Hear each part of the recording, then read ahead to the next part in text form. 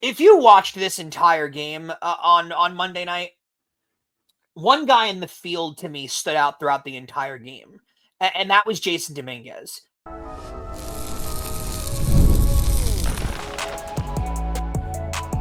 You are Locked On Yankees, your daily New York Yankees podcast. Part of the Locked On Podcast Network, your team every day. Welcome to Locked On Yankees, which is part of the Locked On Podcast Network, your team every day. Thank you for making us your first listen every day. I'm Stacey Gotsoulias. Today's episode is brought to you by FanDuel. Right now, new customers can get $250 in bonus bets when your first $5 bet wins. With me, as usual, my co-host, Brian McKeon. Brian, hello. Stacey, solid start to the Yankees series against the Royals. Yes, pleasantly surprising. We'll discuss that in a moment. Before we get started, don't forget, subscribe to Locked On Yankees on whichever podcasting platform you prefer. Subscribe to our channel on YouTube. We're getting closer and closer to 8,700 subscribers. Very exciting. Like our videos, hit the bell so you're notified when our videos go live. On today's show, we'll preview Game 2 of the Royals series. We'll tell you about Marcus Stroman's inflamed left knee getting a cortisone shot. But first, let's discuss the first game against the Royals, which, as I said at the top, was pleasantly surprising. Yeah, interesting game here, right? Because they score 4 runs on 4 solo shots. And to be quite honest with you, Seth Lugo still pitched like an ace, right? It was the 4 solo shots, but he wasn't all over the ballpark, giving up a ton of runs, walking a ton of guys. There wasn't a lot of traffic on the bases. For a guy who gave up 4 runs, he actually pitched really well. If you watch this game, right? It was a weird start in that sense, but I actually thought Seth Lugo was really, really good in this spot. Yeah, I mean, he's pitched 6 2/3 innings. You don't usually see a guy who gives up 4 solo home runs remain in a game that long, but if you look at the final box score and you see the hits that the Yankees got, it is kind of funny because, there were some offers in there. Yeah, it's weird. They managed to score 4 runs and still keep the narrative of not being able to hit guys with good ERAs this year. It's fascinating. Like, they really didn't hit him that well at all. It was just 4 guys that put good swings on bats. So I think Carrasco did exactly what you need Carrasco to do, just like exactly what you need Will Warren to do, right? Just keep us in the game. That's all the Yankees are asking. Don't pitch our way out of a game where we can't come back and win in the 3rd inning. Give us a chance. Carrasco did that. He was fine, right? He wasn't great, but Bobby Witt Jr. got the advantage of him, which, I mean, understandable. He's one of the better players in the game right now. But you really can't have much of a problem with the way the Yankees pitched today. Carrasco pitched really well. The bullpen was really solid. Little bit of shakiness out of Devin Williams. It still feels like he's finding his sea legs to start the season. It's here, like it was shaky, but it was better than previous outings. So maybe, let's see, it's April 14th as we record this, April 15th as you're watching this. Maybe by May we'll have a 1-2-3 ninth inning from Devin Williams. This doesn't quite feel like the Chapman years starts the years that he used to have. Remember, He used to just not be anywhere. It feels like he's figuring things out. He's just working up to it. So I'm not really overly concerned with Devin Williams. My concern meter has gone down on him. Can I get to my gripe, please? Can I have a little therapy for the moment? Because we'll get to your gripe first, and then we'll discuss. Yeah, let's circle back because I need to get something off my chest. Okay. If you watched this entire game on Monday night, one guy in the field to me stood out throughout the entire game, and that was Jason Dominguez. To me, Jason Dominguez had the best game of his career in left field. He made a couple of outstanding plays, was tracking the ball really well, made a really nice play on the warning track along with a really nice play along the foul line. Really had a really solid, good game in left field. And then Boone proceeded to pull him in the 9th inning for defensive purposes. Listen, Jason Dominguez is not a 33-year-old player who can't barely play the field anymore, and he's in there for getting at bats at this point. This is not Carlos Beltran towards the end. This is not, name other player who you had to squeeze in the field to get him at bats. This is a very young 22-year-old top-tier prospect in the league who's considered a 5-tool player. How are you ever going to allow him to gain confidence that he's an everyday player if you keep pulling him late in games in, again, might I mention, April. We haven't played a full month yet, Stacey. And they're yanking him in games like it's October. Jason Dominguez hasn't even had the opportunity yet to prove that he's a bad fielder. He hasn't done anything wrong in the field so far. I mean, correct me if I'm wrong. Does he have an error yet on the year?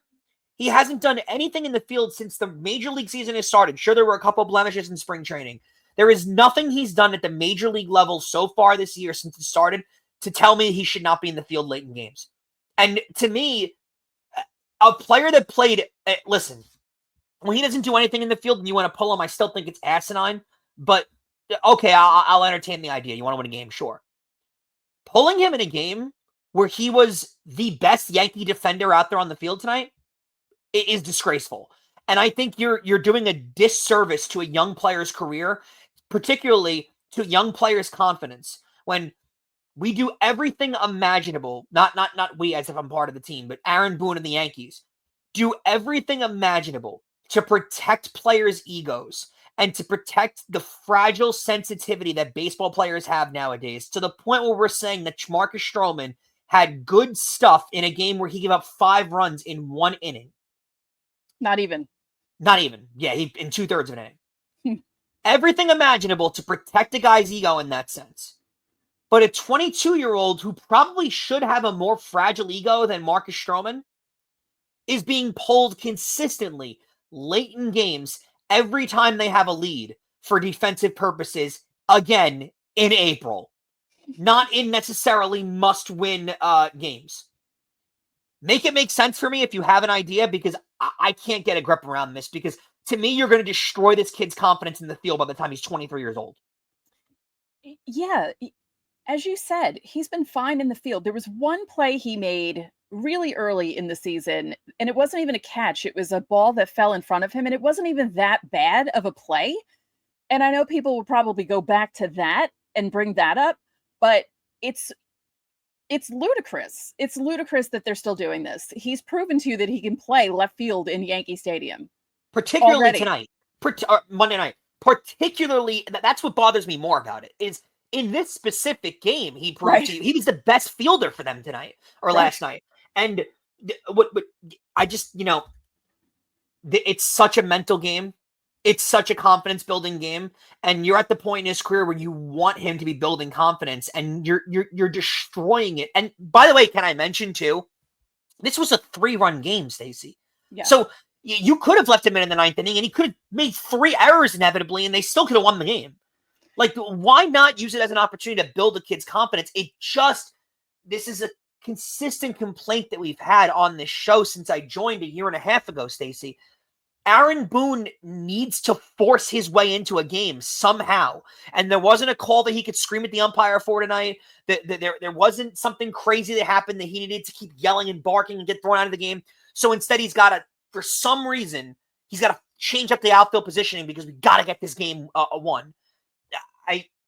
I'm trying to look at it the most rational way possible, and I don't understand pulling a 22-year-old in the field and up 3 runs in a game in April. I don't get it. In a kid where the narrative out there is that he can't play the field, why feed into that narrative by pulling him? Tell the kid you believe in him. I don't get it.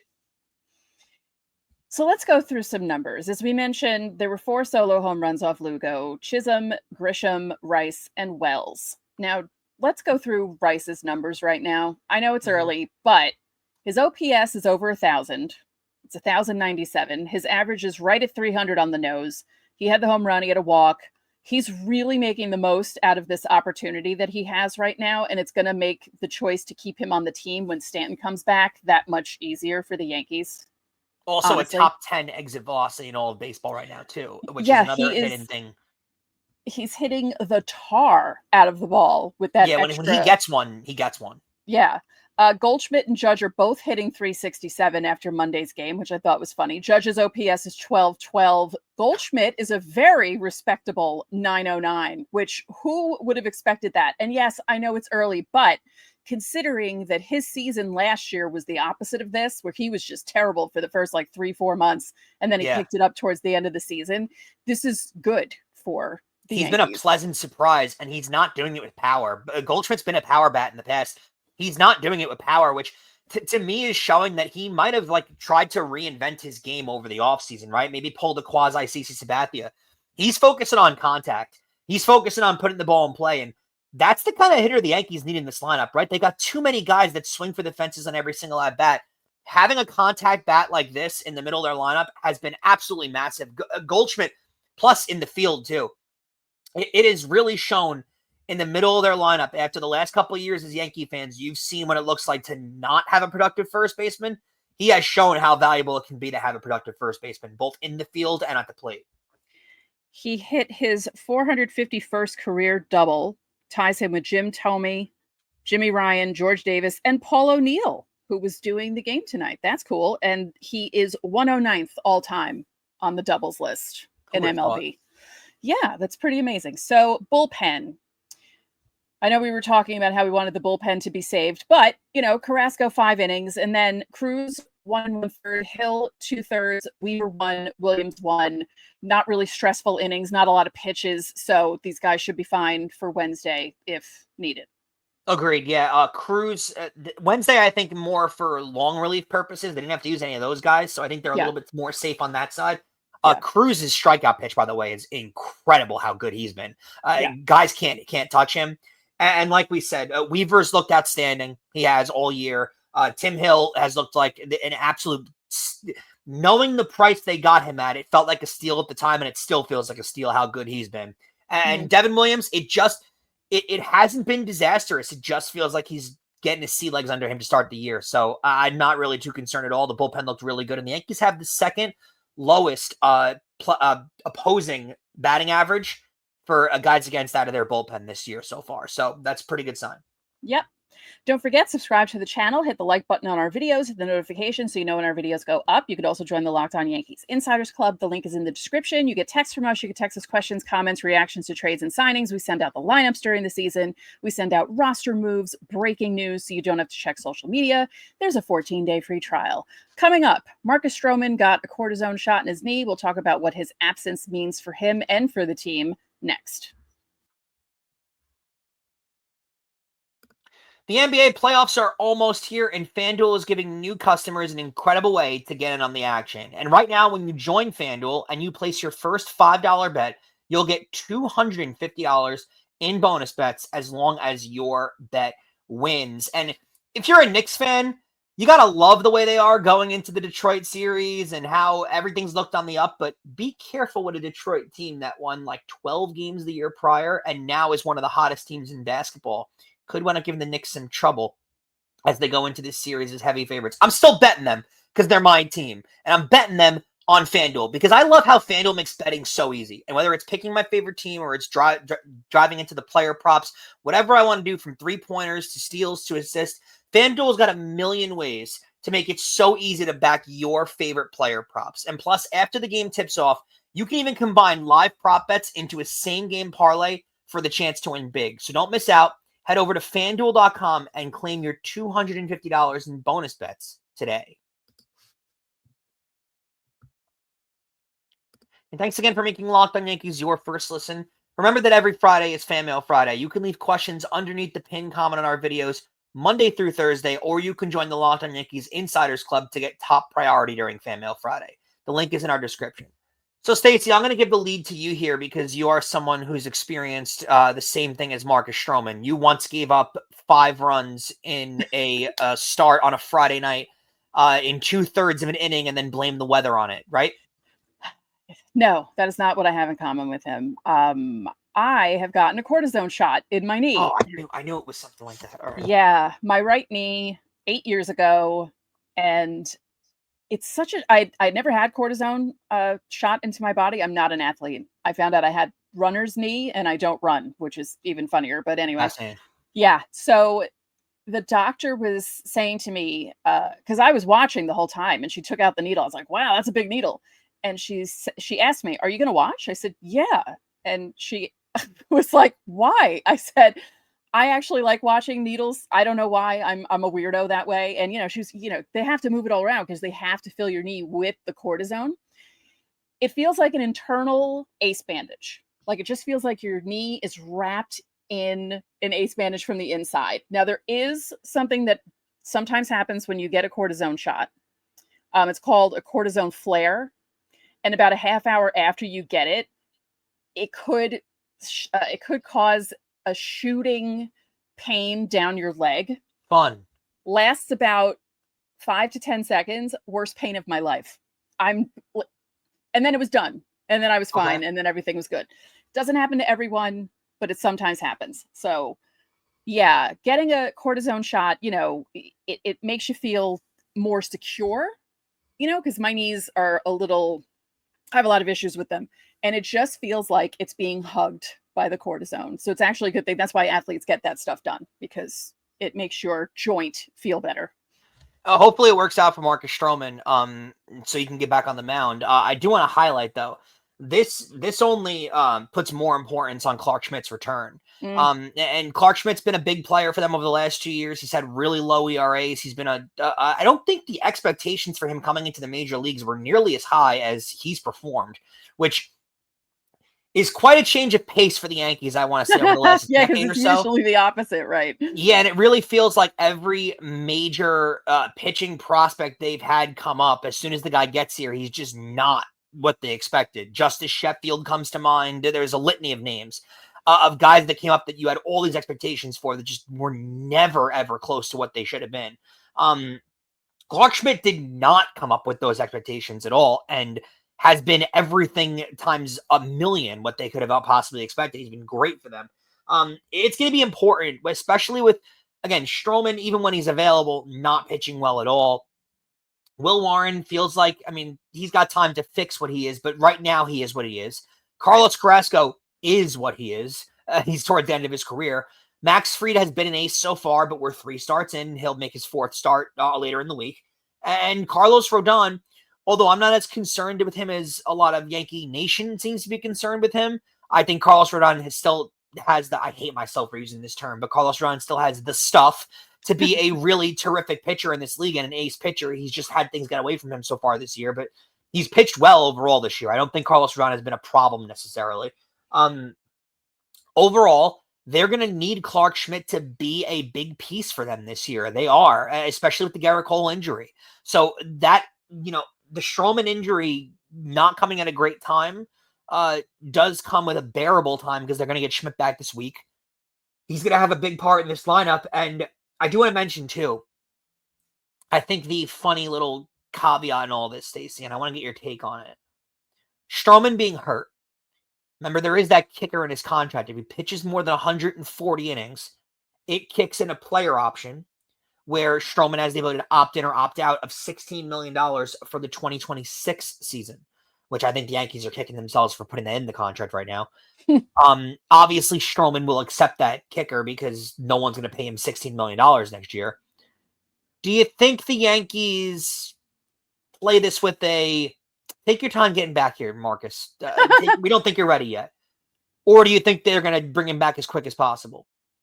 I think they'll bring him back, because I think in the back of their minds, they're really thinking to themselves, he's not going to reach 140, even if he's healthy, just with the way he's been pitching. Interesting. Do you see him getting better? Because I don't. No, I don't.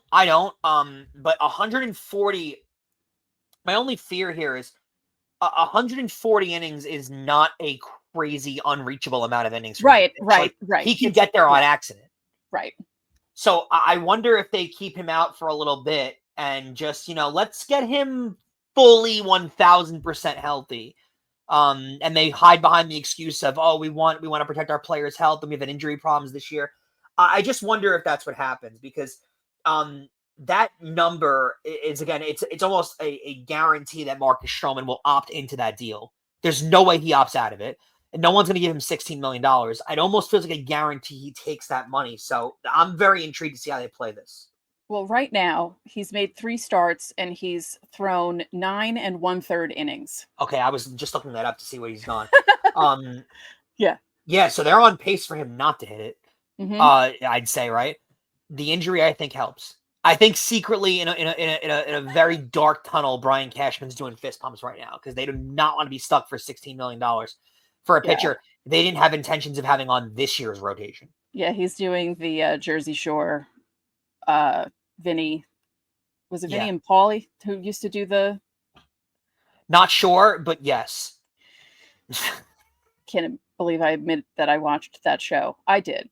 And I wasn't one of those people who had to watch it, but if it was on, I would, just for the silliness of it. Yeah, I don't think he's making that. I really don't. I mean, I'm not going to bet money on it, but I mean, 9 1/3 innings and 3 starts right now. That bad outing, I mean, as much as it hurt the Yankees, as you were saying with the injury, Brian Cashman's probably sitting there counting. He probably has this on an Excel sheet, even if he doesn't want to look at Baseball Reference. He has probably something set up on his computer and on his think of tablet. what $16 million is, right? $16 million is a couple of $1 million short of what they're going to have to sign Devin Williams for. Right. I mean, think about it. Devin Williams is going to get probably 20, right? That's 3/4 of Devin Williams' contract. Yeah. That next year that could be getting spent on Marcus Stroman, who they don't want to spend that money on. So, I mean, that $16 million could be what Jazz Chisholm signs for. You know what I mean? Like that it's a big amount of money that they're going to need. So I think secretly they are kind of pumping fists that they're hoping to God they need him to eat innings for sure, but they are really, really hoping that Marcus Stroman does not hit the 140 pitch mark. And I can guarantee you, if he's at 135 pitches with 2 weeks to go left, they'll set him. Yeah. They'll have, and Marcus Stroman will 100% put up a stink about that publicly. It'll be the right move to do as a franchise. Right. Plus, That I mean, kicker, by the end of the that's a season, big kicker. by the end of the season, if the Yankees are in a playoff position, Marcus Stroman's not going to be one of the starters in the playoffs, so they'll probably sit him anyway. And they'll have a kick that they'll have with September call-ups too. That they'll have someone come in and just eat up innings. They're not going to have Marcus Stroman do it. I'm telling you, Stacey, if he's at like 130 pitches with like 2 weeks to go, they're going to sit him. They are. They're not going to take that risk. Quickly, because we have to go to the next segment. We talk about Marcus Stroman not pitching well. Tanner Houck from the Red Sox against the Rays on Monday night in Steinbrenner Field, where the Yankees will be playing this weekend. 2 1/3 innings, 10 hits, 12 runs, 10 of them earned, 2 walks, only 1 strikeout, and he gave up 2 home runs. Remarkable. Remarkable. In other baseball crazy news too, I don't know if you noticed this. The Colorado Rockies played a home series this weekend against the San Diego Padres. They didn't score a single run. They got shut out and swept at home in the entire series. And currently, as we're recording this, they're down 2-0 to the Dodgers. They haven't scored a run in almost 30 innings. Remarkable. Oof. All right, coming up next, previewing Game 2 between the Yankees and the Royals, and the captain is going to be a captain for another team. We'll tell you what that's all about next. Baseball season's in full swing, guys, and there's no better way to get in on the action than with PrizePicks. It's the best place for daily fantasy sports. With PrizePicks, you pick more or less on at least 2 player projections, and if you're right, you can win up to 1,000 times your cash. And whether it's strikeouts, RBIs, or first inning runs, PrizePicks keeps every game exciting. I get the kick out of building my lineup every day. This week, I'm picking Aaron Judge for more than 1 home run. It's been a bit since he's hit one, so I think he's due. And Shohei Ohtani to have more than 1 stolen base. And it can be that easy. It's fast. It's simple. Setting up a lineup that takes less than 60 seconds. When you win, your payout's quick, it's safe, and it's secure. Plus, there's exclusive promos involved. Now, I always take advantage of Taco Tuesday, where PrizePicks offers discounts on select player projections for even more value. Download the app today and use the code LOCKEDONMLB to get $50 instantly after you play your first $5 lineup. That's code, one word, LOCKEDONMLB for $50 instantly after you play your first $5 lineup. PrizePicks, run your game. And not only do we cover your team every day, but now we're giving you an instant episodes after every single game. You can check out the Locked On Yankees postcast. It's hosted by Jay Berman right here on the Locked On Yankees podcast feed. Get rapid reaction to all the biggest moments with the Locked On Yankees postcast. So, Stacey, the 2026 World Baseball Classic has some info behind it already. It's going to be a vengeance tour for the U.S. trying to beat Japan and claim their title as the best country when it comes to baseball. And they're going to have a new player on their team that was missing from the last World Baseball Classic. Aaron Judge will be on the team. That was big news as it is that he's going to play. And there was an announcement that Team USA had put out kind of saying, hey, tomorrow there will be big news previously. And they announced that Aaron Judge will be the captain for Team USA. Pretty cool news that he'll be playing and he'll be the captain. Now, there were conflicting reports out there because Mark DeRosa, who's the manager of Team USA, came out and said, basically, I there was no option to me. It was absolutely Aaron Judge. He was going to be my captain all along. The first thing I thought of was to make Aaron Judge my captain and all of that. And then Aaron Judge revealed that Mike Trout basically was the one who called and said, I want Aaron Judge to be the captain when Mike Trout was the previous captain. So I don't know how the heck this stuff worked out, but it'll be pretty cool to see Aaron Judge walking out with the American flag draped over his shoulders before the Team USA takes the field. Yeah. He didn't do it in 23 because, he had a big 22 between the 62 home runs and then the free agency. Yeah. Nonsense that happened. I understand why he sat out then. Yeah, this will be interesting. The World Baseball Classic was pretty exciting the last time they played. So hopefully it'll be the same in 2026. Quickly, Judge said, it's something special getting a chance to represent our country. I'm just thinking about all the brave men and women that have fought for this country and laid their lives down for us to get a chance to go out here and play a game. It's a pretty humbling experience.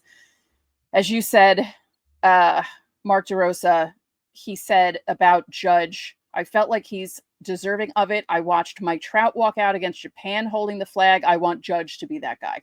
Yeah, and he will be. That's awesome. I can't wait to see it. The Team USA outfield has the potential to be Mike Trout, Aaron Judge, Mookie Betts, or Mike Trout, Aaron Judge, Christian Yelich. That's a pretty good outfield. I would say so, yeah. All right, so really Game 2, Yankees Royals, 7:05 tonight. Max Fried, the Yankees ace, literally up against Michael Wacha, who is he's 0-2 with a 4.20 ERA.